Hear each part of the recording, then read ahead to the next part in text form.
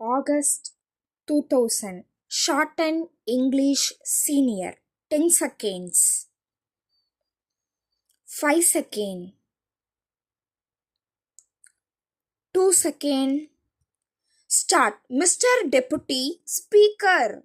Sir, I am grateful to you that you have come to a stage when we can wind up the debate. I am very thankful to the honorable members for the very lively discussion that has taken place for so many days. If I am right, I think this is the first time that the foreign affairs debate has aroused so much attention. It is said that over the years, this practice had been given up, and many times the vital areas of government's activities like foreign affairs and defense were not taken for discussion and voted upon. I feel not only in this house but in the whole of the country there is a community of people, the writers, the academicians, and even the laymen who take vital interest in India's foreign policy. This is a very big compliment to India's tradition. I can only assure you that it will be my endeavor so long as I hold this charge to try to enliven the debate. I will be very keen always not only to discuss here in the house but also with those who are experts outside to benefit from their views, outlooks, and studies. In India, we have a heritage of foreign policy that represent the best of our culture. It also represents the views and the effort of the master builders who built independent India.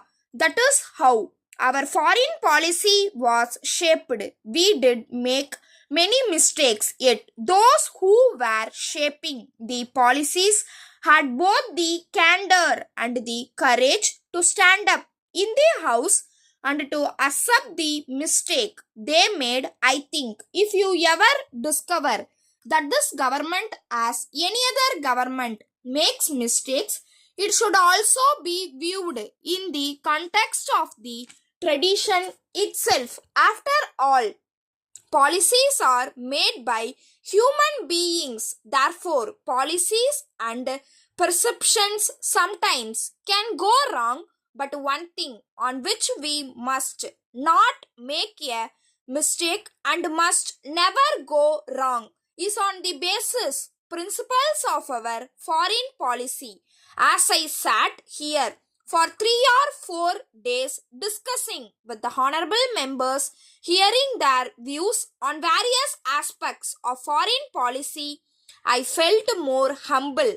I heard them with humility because most of them are more learned than me. They know better than me. Therefore, I heard them with respect. I promise again that it would be my attitude all the time that I hold charge of this portfolio.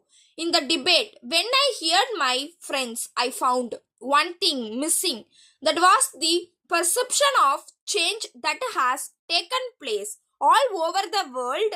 If we do not understand that no country, particularly India, can never make a well thought out foreign policy, we must try to understand that Soviet Union of today is something very different from what Soviet Union was yesterday. I had the privilege of staying there for nearly 5 years as ambassador of this country. When I look around, when I look at the faces of the policies, I perceive a good change there.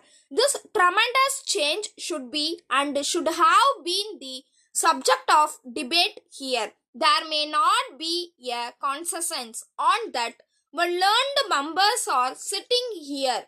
I was hoping that we would try to spell out and try to share with each other as to how we understand the change that would be more helpful. So, it will be our endeavor, as I said just now, to pursue a policy that is both sensible and sensitive and also serves the national interest. Thank you very much. Letter from Thiru Balasubramanian, Secretary, Residents Welfare Association, Pallavaram, to the Managing Director, Metro Water Board, Chennai. Sir, I understand that Metro Water Board have plans to supply drinking water through Krishna Water Scheme to Kannan Nagar area, which is just half a kilometer from Pallavaram. I am to mention that the residents of our area suffer from lack of potable water for quite a long time. The water that is now available is not fit for drinking as it is brackish and hard. At present, the residents are using mineral water for drinking purposes, which affects their monthly budget very much. This facility cannot be availed by people belonging to economically weaker sections because they may not be able to spare money to spend for this purpose. Hence, I would like to request you kindly to extend the Krishna Water Scheme to our area also when it is made available to our neighboring colonies. There are about 20,000 residents in this segment who lack drinking water facility. I wish to point out that this request has been taken up by our municipal chairman with the government last year itself.